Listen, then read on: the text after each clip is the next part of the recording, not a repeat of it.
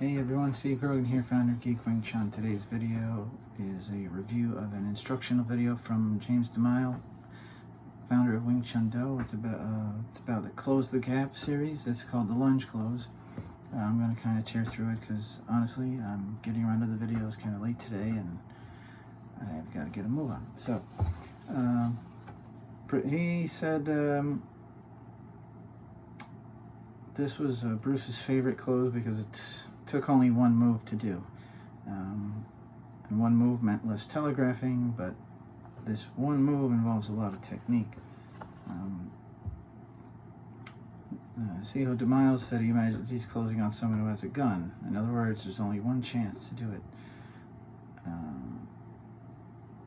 He has a lot of different closes, which there's an entire series that I'm going to go over, and he says they're used in different zones. This one's at the edge of what he calls the threat zone. And it's at the edge because if you're inside the zone, the threat zone, you would just react. But they would react, and you don't want that. And the lunge close must be done before they can react. And I know this for a fact because I've tried using this during sparring. And yeah, once you're in that threat zone, if you don't react, they will. Just like Goldilocks and the three bears, there you can close too deep, too short, or just right. Therefore, the first thing you train is to learn distance. He talks about how you need to store energy, and there are 8 or 9 places to store it. How you stand, with if your feet are actually close together for this close. Your feet are not parallel, one foot slightly forward. Weight is primarily back, 80-20 or even 90-10. And the back leg equals your power, and the front leg is your brake.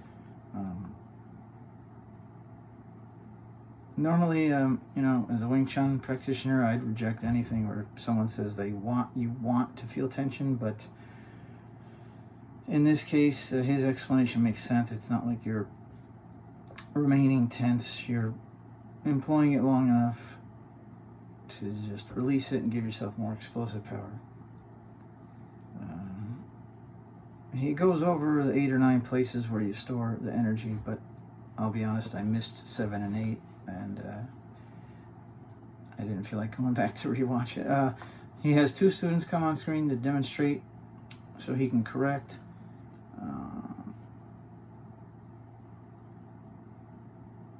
At first, he says to the one guy, try not to do the lunge, quote unquote, all at once. There's just too much going on. At first, you don't even worry about the close. You just take a step to get the feeling of the flow.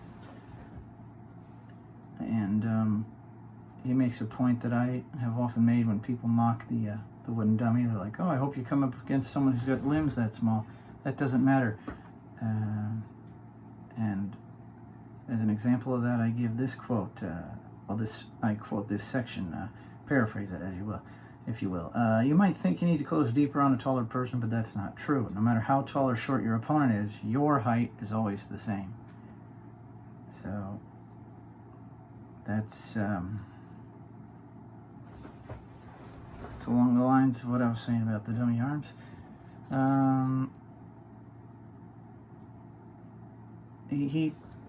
Some part of the energy storing was like putting your hands like this, being like, I don't want any trouble, and then releasing it. I don't think that would work. This kind of lunge would work. Close would work good in competition because you don't do that. So part of your energy storing is cut out of the equation. But for self-defense, it'd be a good technique to employ. I recommend you check it out. There's a link in the description box to go buy it.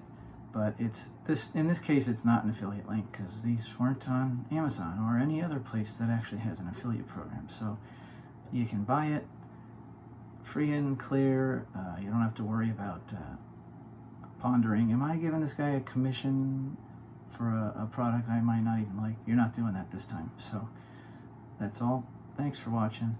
Hit the subscribe button and the bell icon. I'll see you in the next video.